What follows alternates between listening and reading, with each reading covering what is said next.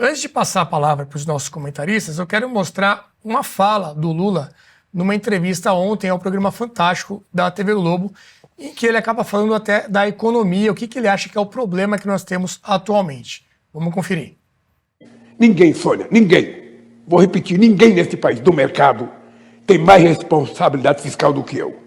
Não é a primeira vez que eu sou presidente da República. Eu já governei esse país e entreguei esse país crescendo 7,5%. Entreguei esse país com a massa salarial mais alta desse país. Entreguei esse país, sabe, numa situação muito privilegiada. É isso que eu quero fazer outra vez. E não é o mercado que tem que ir preocupado com os gastos do governo, é o governo. Porque se eu não controlar os gastos, se eu gastar mais do que eu tenho, sabe quem vai pagar? O povo pobre.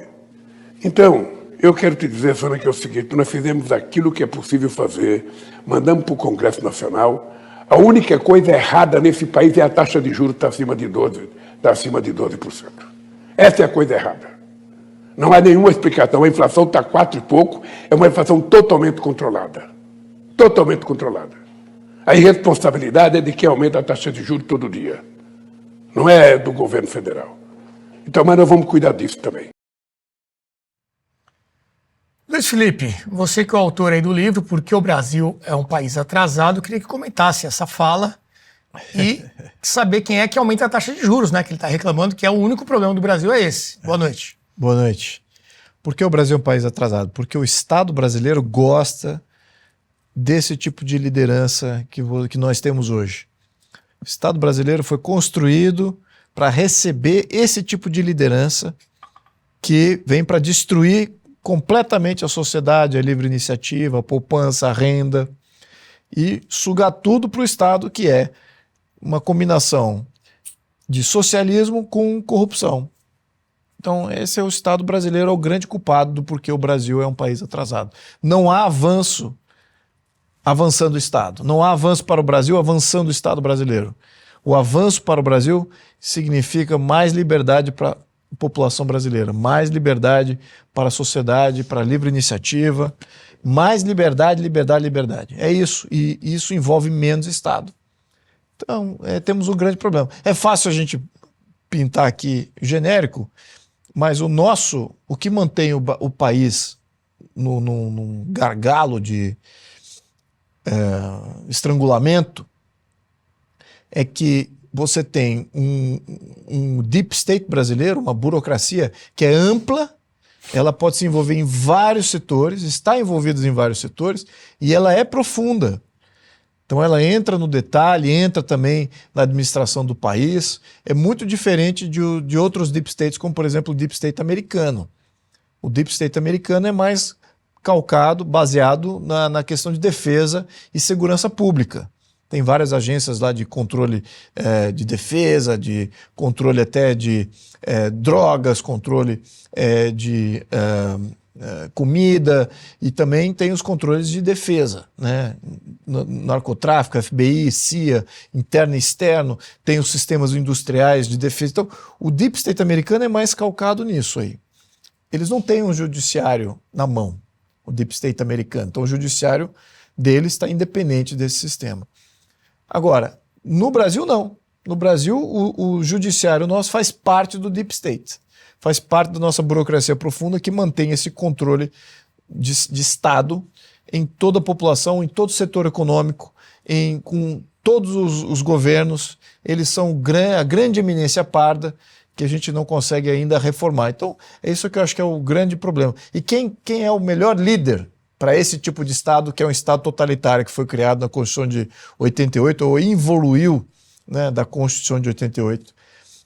Quem é o melhor líder é esse tipo de líder aí, é o que temos hoje. Esse é o que encaixa perfeitamente. Qualquer outro tipo de líder que queira reformar, o Estado não gosta, o Deep State não gosta, os sistemas não gostam, o Judiciário não gosta.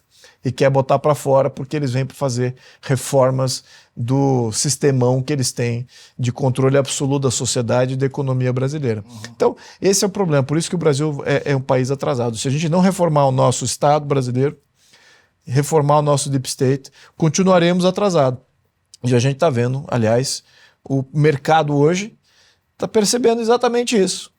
que esse discurso aí do Lula, não, porque ninguém mais preocupado com o fiscal do que eu. Preocupado com o equilíbrio fiscal do que eu. O mercado já entendeu que isso é só discurso, porque ele faz parte do sistema, ele nunca vai reformar o sistema na profundidade necessária para de fato termos equilíbrio fiscal. E vamos só botar em números aqui, o que o governo já botou na mesa é 40 bi, 50 bi, alguns falam até 70 bi em alguns anos. Puxa vida, nossa, que incrível. Só que você precisa de, no mínimo, 10 vezes isso que o governo propôs. 10 vezes o que o governo propôs para fazer de fato o equilíbrio fiscal. Então o mercado já fechou a conta, falou assim, olha, isso aí que ele está, mais uma vez, é só discurso. Com esse governo, com esse pessoal, com esse tipo de liderança, não vamos ter nenhuma reforma necessária para fazer equilíbrio fiscal, porque não é profundo bastante. Então, conclusão, ele não entende, é um dos que vende essa ideia de que o mercado é 3 ou 4 pessoas falando num grupinho fechado e não milhões de brasileiros tomando decisões e formando preço em função das suas expectativas. Ele não entende essa segunda versão, que é a versão verdadeira. Você acha que ele não entende ou ele até entende e mesmo assim atua de outra forma? É um ponto correto. Ele entende muito bem, na verdade ele sabe disso, e ele sabe que o mercado é a democracia.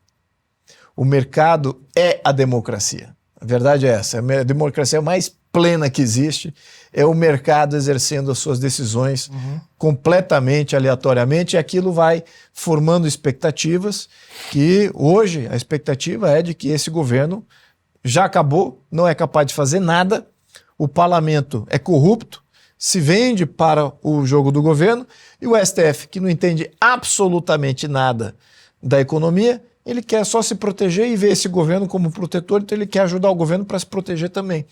E vai ajudar o governo a fazer aí pacotões e uma série de coisas contra a população brasileira, porque ele sabe que eles fazem parte desse grande sistemão que não quer ser reformado. Então essa que é a grande realidade aqui. Mas olha, a verdade é isso. Aqueles que... O grau de conscientização que está acontecendo hoje na sociedade é o que tínhamos durante o impeachment da Dilma. É quando você vê um partido hoje, eu fico imaginando aqui um partido, por exemplo, PSD, que faz parte do governo, republicanos, que também tem lá ministérios, e você vê uma liderança pífia como essa, tanto no executivo quanto na economia, com Haddad, pífio, patético, só no discurso, não quer fazer equilíbrio fiscal. Você vê o dólar batendo 6,15, 6 dólares e 15 centavos, né? R$6,15 por $1. É inevitável que vai ter uma crise fiscal entrando em 2025. Inevitável. Como é que você vai financiar isso quando eles não têm nenhuma proposta de reforma? Já estamos batendo mais de 80% do PIB de endividamento, com os juros já explodindo, alguns juros futuros já estão aí em 16%. Eu não excluo antes do final do primeiro semestre. Está batendo 18%, 20% de juros no ano e, pior, prazo de financiamento mais curto. Ou seja, o mercado está dizendo, vocês não vão pagar isso no ano que vem, eu quero um prazo mais curto. Então, as duas coisas acontecendo. Então a gente está entrando no modus Argentina, pré-Milei, que, assim, a passos largos. Não conseguimos financiar nossa dívida, como é que a gente não conseguimos arrecadar mais? Então como é que você vai fechar essa conta? Né, a gente até especulou que talvez a China venha aí com um pacotão para a gente, né, de 200, 300 bi de dólar, um lastro aí para financiar, segurar esse atual governo até 2026, porque eu não acho que segura. A gente vai falar bastante de economia hoje, inclusive com a participação da Josiane Raese, daqui a pouco a gente vai chamar para bater um papo também. E quero lembrá-los, pedir para você dar o like aqui no vídeo, ajuda bastante também para que o nosso programa chegue a mais pessoas, faça a inscrição também no nosso canal. E lembrando que hoje, a parte final do nosso programa, vai ser aquela aula fechada para quem se inscreveu na nossa certificação de ciência política. Então você que fez parte dessa nossa certificação, uma turma aí que realmente acreditou nesse produto, que está com uma aprovação muito grande, vai ter o privilégio da meia hora final do programa fazer parte aí de uma live fechada com os nossos professores para explorar mais todos os assuntos do curso e também o que tem acontecido hoje no Brasil. Ô, Lobão, eu queria a sua opinião também sobre essa fala do Lula, ele destacando ali que é o cara mais preocupado com o fiscal, que tá tudo bem, que a renda tá aumentando, o PIB tá crescendo, o desemprego tá baixo. O único problema é a taxa de juros e quem tá ali aumentando essa taxa de juros, como se tivesse alguém ali realmente, provavelmente mirando o Roberto Campos Neto, né, presidente do Banco Central, que é quem define, um dos que define ali na ata do Copom, e colocou essa Selic em 12,25% na última reunião.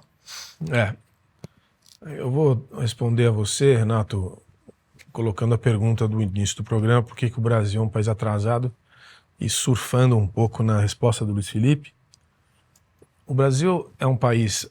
O Brasil, em tese, não é um país atrasado. Se olhar para o mundo todo, olhar para as 193 bandeiras do mundo aí, ele tem uma série de características que não fazem dele um país atrasado. Ele tem uma série de características que colocam ele num país de médio, né? Mas por que a gente não é aquilo que a gente poderia ser? Esse que é o ponto. Porque a gente tem líderes como esse. E a resposta é bem essa. Isso é uma cunaíma. É um problema cultural profundo. A nossa formação como povo, da nossa cultura. Um país que é capaz de reeleger uma figura com esse perfil, que tem esse discurso que me engana que eu gosto, que ninguém aguenta mais, que há 40 anos ele fala a mesma coisa, e você ainda reelege, ainda dá o espaço de mídia que ele tem, e a gente ainda está aqui comentando um comentário cínico, demagógico, porcaria que ele acabou de dar, porque todo mundo sabe, está cansado de saber que juro não é causa, é consequência, tá certo? É consequência do quê? Do governo dele. De como ele gasta, de como o governo dele orienta a política fiscal e monetária. Então, assim, chega a ser, assim, da preguiça, sabe? Porque a impotência só aumenta. Eu acho que é uma questão cultural. Nossa formação como povo ainda não nos permite olhar para um sujeito desse e falar: isso aí não me representa mais, isso aí não é o que eu acredito, porque ainda é o que dezenas de milhões de brasileiros acreditam e gostam de ouvir. Uma conversinha mole dessa. Tecnicamente não faz nenhum sentido. Nenhum sentido. E nem vamos gastar tempo explicando tecnicamente. O Brasil está na situação que está por causa da política desse governo. É uma situação que poderia ter sido evitada. Não é uma situação que veio de fora, fatores exógenos. Não. É uma situação ele avisou que ia fazer isso, né? Competência mesmo. Ele está cumprindo a agenda da campanha. Então, mas assim, como é que a gente chega numa situação como essa? Como é que a gente aceita? Como é que a gente...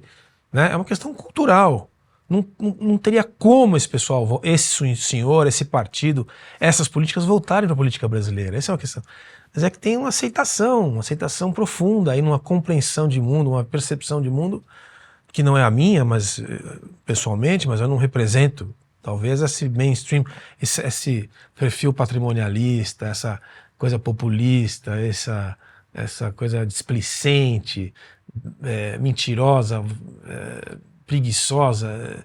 É isso, quer dizer, é uma cunaíma, posto aí, é o herói sem caráter, tá certo? E enquanto viver, nós não vamos ter saída, porque a turma acredita nesse tipo de coisa, é um semideus. Ah, que engraçadinho, não tem ninguém mais preocupado com você nesse país, sei o que nesse país, ninguém aguenta mais ouvir você. Ninguém mais aguenta ouvir você. Como a gente é democrata, a gente tem que esperar o sistema responder à regra. E a regra é que você vai ficar até, se Deus quiser, vai ficar até 2026. E a gente vai ter que aguentar essas explicações aí que não são explicações, é quase que uma agressão a quem se apresenta a entender os fenômenos de uma forma científica, né? Você comentou Lula até 2026, pelo menos, né?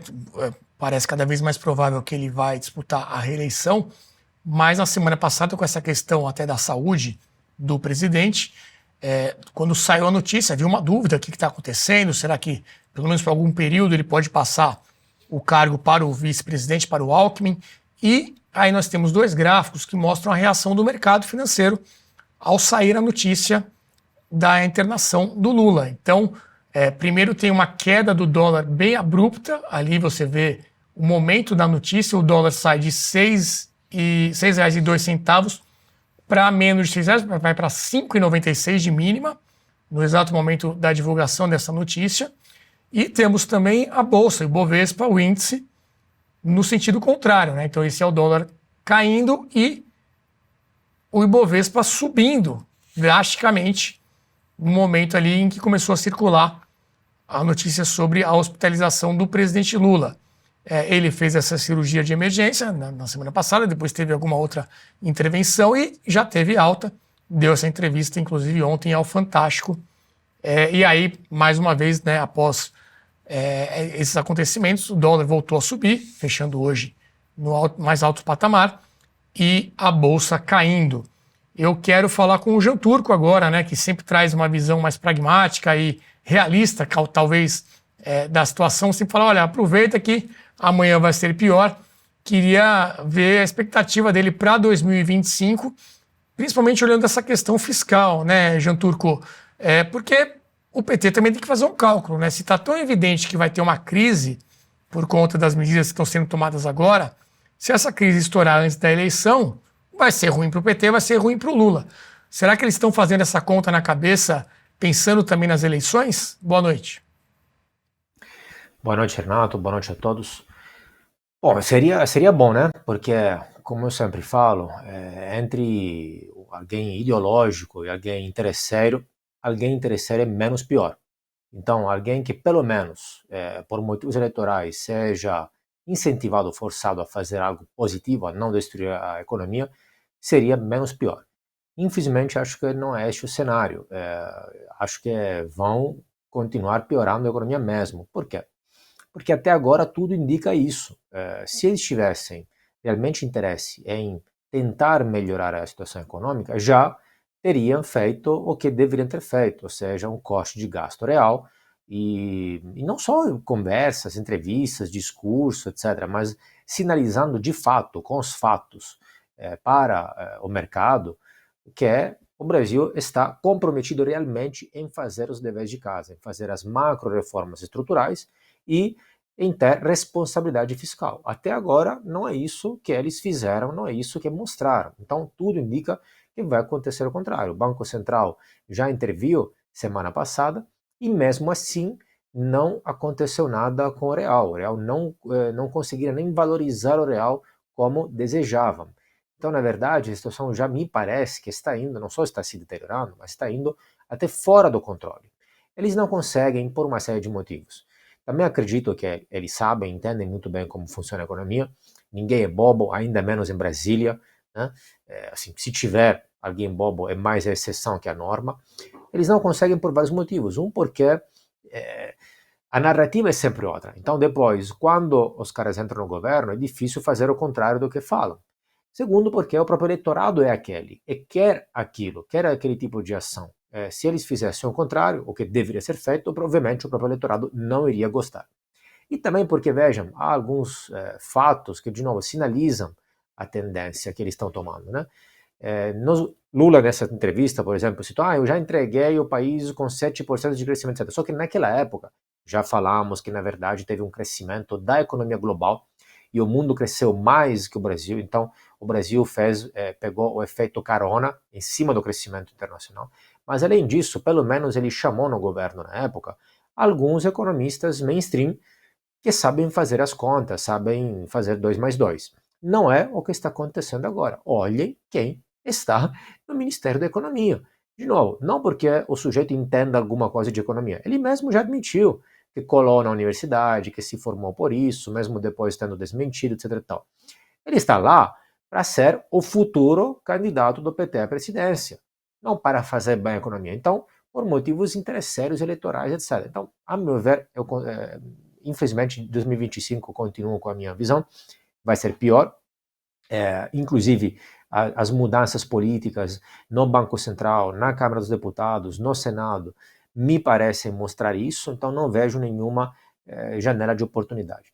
Sobre essa pergunta, não quero desperdiçar essa ocasião, né, Renato, porque é uma boa, grande, uma pergunta recorrente, né, porque o Brasil é um país atrasado.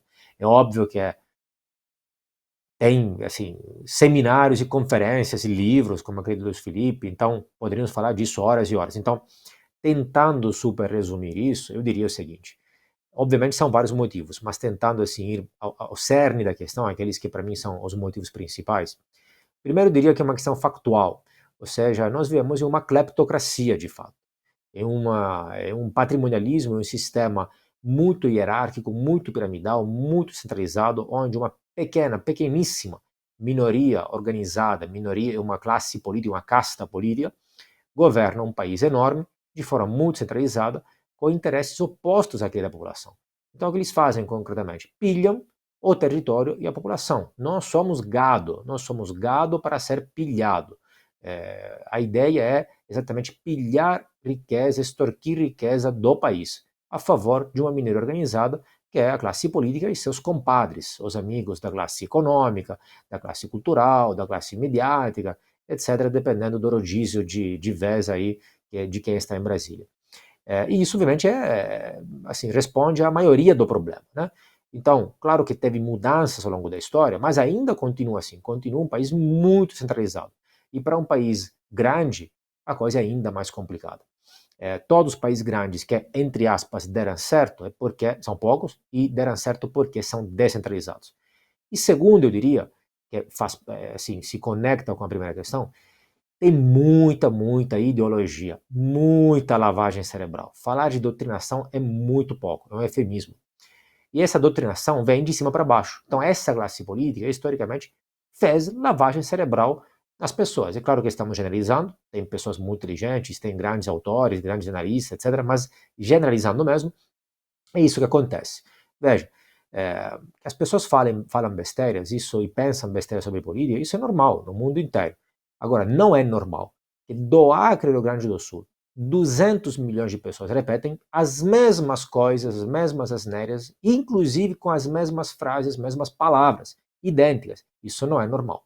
Obviamente, não é um fenômeno espontâneo, natural, de baixo para cima. Isso é induzido desde a escola. Então tem uma operação de lavagem cerebral em massa e as pessoas colocaram na cabeça das pessoas coisas erradas, do tipo, né? Muitas vezes se confunde causa com consequência. Então as pessoas querem imitar os efeitos da riqueza, tanto na própria vida micro, quanto no macro, ao nível país, quando na verdade não estão dispostas a enxergar quais são as causas da riqueza.